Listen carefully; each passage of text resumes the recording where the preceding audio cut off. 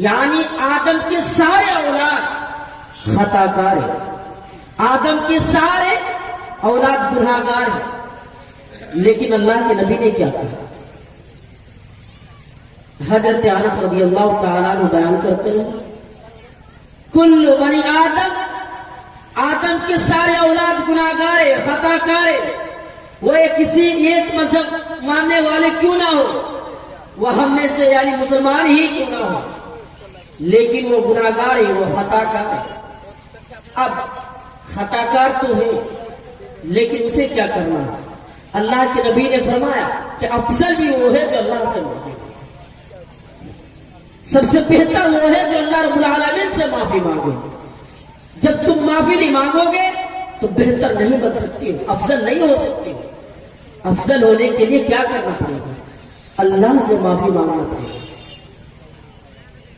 ایک حدیث کے اندر اللہ کے نبی نے فرمایا اے لوگوں، اللہ تعالیٰ نے فرمایا لوگوں دنیا میں رہ کر اگر تم نے گناہ نہیں کی اور یہ سوچتا رہا کہ میں دنیا میں رہوں گا گناہ نہیں کروں گا، یہ بے گناہوں میں مبتلا نہیں ہوں گا، تو اللہ تعالیٰ اللہ کے نبی کا فرمان ہے کہ اللہ تعالیٰ نے فرمایا لوگوں میں تمہیں ختم کر دیتا اور میں دنیا سے تم کو ختم کرنے کے بعد ان لوگوں کو لاتے اور جو گناہ کرتے پھر مجھ سے معافی مانگتے ہیں۔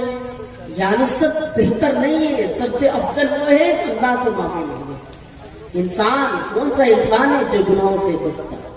اگر کوئی ہے تو نبی بھی پریشانیوں میں مبتلا ہو گئے لیکن اس نے دعائیں کی۔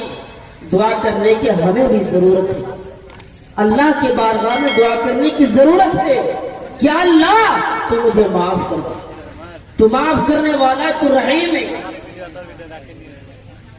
اب آئیے دیکھیے افضل انسان کون ہے اور خراب بھی کون ہے؟ یعنی اللہ کے بارگاہ میں بہتر ہوئے، اللہ کے وہاں افضل ہوئے، یعنی جنت کو حاصل کرنے والا آدمی وہ ہے جو اللہ رب العالمین سے معافی مانگے، اپنے رب سے معافی مانگے اور دعائیں کرے یا اللہ تو مجھے مرنے کے بعد معاف کر دینا۔ سب سے بہتر آدمی اگر کوئی ہے تو یہ انسان ہے جو دنیا میں رہ کر اللہ سے معافی مانگتا ہوں۔ اب آئیے ذرا اس بات پر ہم غور کرتے ہیں کہ ایک انسان گناہ گار ہے، ایک انسان خطا کار ہے، لیکن انسان مومن بھی ہوتا ہے لیکن یعنی کافر بھی ہوتا ہے۔ مومنوں میں کیا فرق ہے اور کافروں میں کیا فرق ہے؟ ایک مومن بھی گناہ کرتے ہیں اور ایک کافر بھی گناہ کرتے ہیں، لیکن مومن اور کافروں میں کیا فرق ہے؟ ذرا آئیے اور ایک حدیث پر غور کیجئے۔ اللہ کے نبی صلی اللہ علیہ وسلم نے فرمایا ہاں ایک مومن جب دنیا میں رہتا ہے گناہ کرنے کے بعد وہ بے چین ہو جاتا ہے، بے قرار ہو جاتا ہے، اور وہ بے چین و بے قرار ہونے کے بعد وہ کیا کرتا ہے؟ گناہوں کو یوں سمجھتا ہے کہ میں کسی پہاڑ کے نیچے بیٹھا ہوں اور مجھے ڈر ہے اور مجھے خوف ہے یہ پہاڑ مجھ پر کبھی بھی گر سکتا ہے اور میں کبھی بھی ہلاک ہو سکتا ہوں اور میں کبھی بھی برباد ہو سکتا ہوں، ہاں اس لیے مجھے معافی مانگنا ہی بہتر ہے۔ اب وہ اللہ کے بارگاہ میں جا کر معافی مانگتے ہیں، اللہ سے دعائیں کرتے ہیں اللہ تو مجھے معاف کر دے۔ یہ مومنوں کا صفات ہے، مومن دعا کرتے ہیں، مومن پیچھے ہٹ کر بھاگتا نہیں، مومن دنیا میں دنیا دار نہیں بنتا، مومن دنیا کی محبتوں میں نہیں پڑتا، مومن دنیا کے پریشانیوں میں مبتلا نہیں ہوتا، مومن دنیا کے مالوں کے چکروں میں نہیں پڑتا۔ مومن کا یہ سوچ ہے کہ کچھ بھی ہو جائے دنیا تو میری ہی تو چند منٹ کا کھیل ہے۔ ارے دنیا کیا ہے؟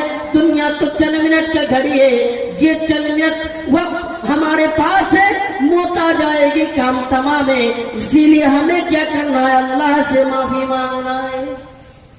کب؟ اللہ سے معافی مانگنا۔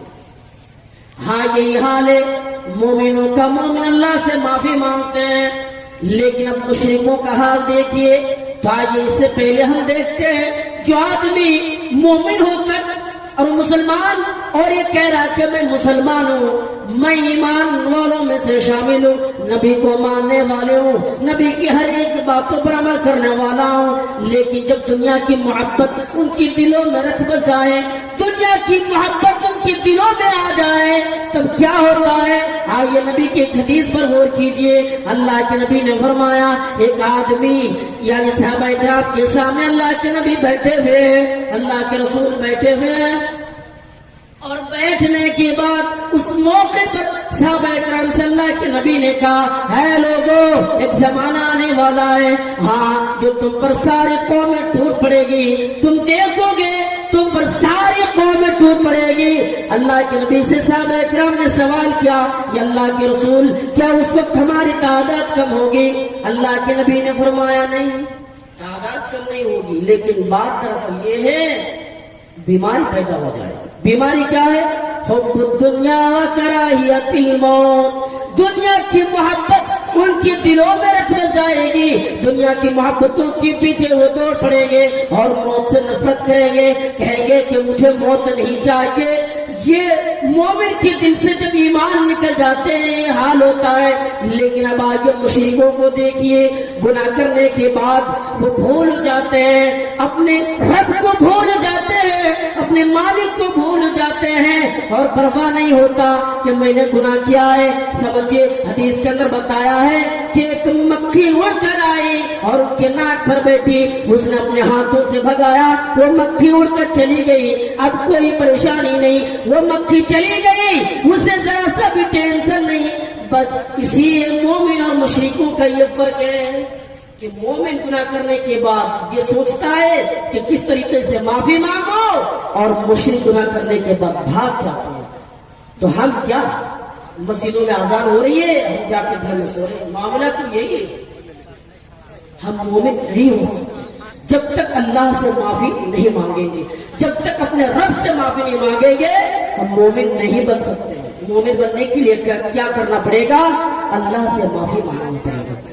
آج مسلمانوں کے اندر دیکھیے, مسلمانوں میں بھی بہت سارے لوگ شرکوں میں مبتلا ہے, مسلمانوں میں بھی بہت سارے طریقے شرکوں میں مبتلا ہے, مسلمانوں میں بھی بہت سارے لوگ ایسے ہیں جو شرک کرتے ہیں, یعنی اللہ کو چھوڑ کر دوسرے کو مشکل کشا سمجھتے ہیں, دوسرے کو حاجت روا کہہ رہا ہے کہ اللہ نہیں ہے, اور یہ کہہ رہا ہے فلاں ہے, یعنی اللہ کو چھوڑ کر کسی دوسرے کے در پہ جا کر سجدہ کرتے ہیں, کسی اور کے سامنے جا کر سجدہ کرتے ہیں.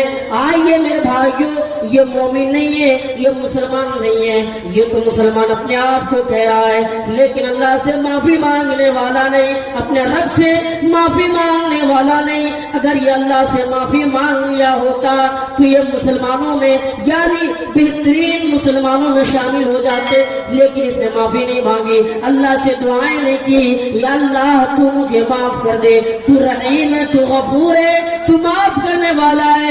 لیکن مومنوں کا تو یہ حال ہے کہ اللہ کو چھوڑ کر کسی اور کے در پہ بھاگ رہے ہیں. مسلمانوں میں بھی بہت طریقے کے لوگ ہیں جو اللہ کو چھوڑ کر کسی اور کو مشکل کشا سمجھ رہے ہیں, اسے معلوم ہی نہیں, اسے پتا ہی نہیں کہ مشکل کشا کے معنی کیا ہوتا ہے.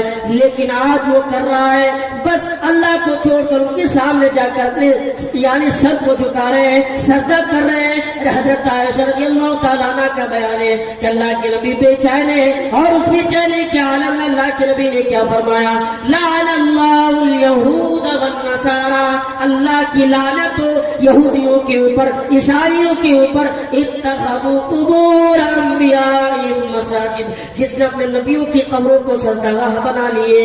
یعنی لعنت ہو اس شخص پر جو قبروں میں جا جا کر سجدہ کرتے ہیں, یعنی اس جگہ پر جا کر سر کو جھکاتے ہیں جو حرام ہے, اللہ کے نبی نے منع کیے اور یعنی روکا ہے, یعنی قبروں میں جا جا کر سجدہ کر رہے ہیں. میرے بھائیوں ذرا تصور کیجئے کہ قبروں میں سجدہ کرنا حرام ہے, پھر بھی یہ گناہ کر رہا ہے, اللہ سے معافی نہیں مانگ رہا ہے. مسلمانوں بھی اس گناہوں میں شامل ہے اور مسلمان اللہ سے معافی مانگنا نہیں چاہتا.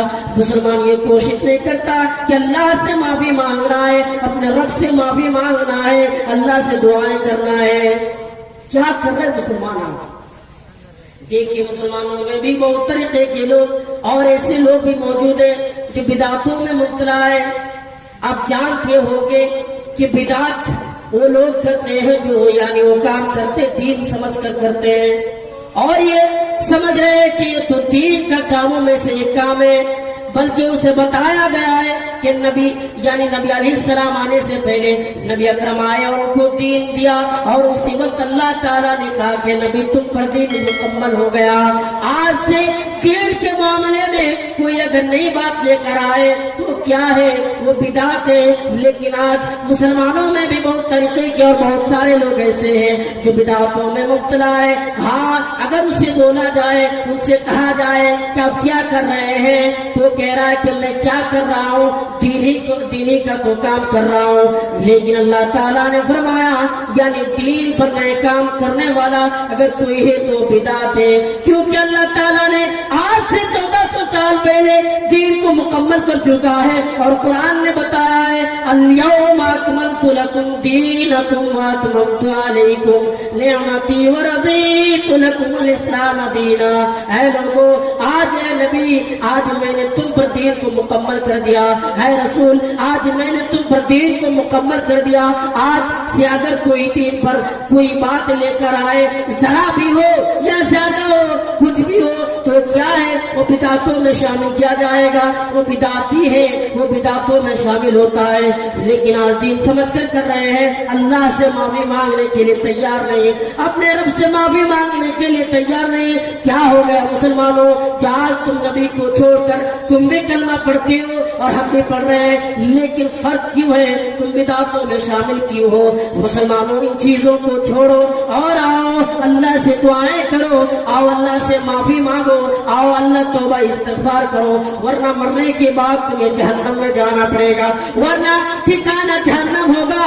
تم جہنم سے بچ نہیں سکتے ہو، تم ہزاروں لاکھوں کوششیں کر لو، مرنے کے بعد تم جہنم سے بچ نہیں سکتے ہو۔ اور اللہ کے نبی نے بار بار اور ہر خطبہ میں درمیان کہا کرتے تھے وَكُلَّ بِدْعَةٍ ضَلَالَةٍ وَكُلَّ ضَلَالَةٍ فِي النَّارِ، ہر بدعت گمراہ ہے اور ہر گمراہیوں کا ٹھکانہ جہنم ہے، یعنی نار کا معنی جہنم، جہنم میں جانا پڑے گا۔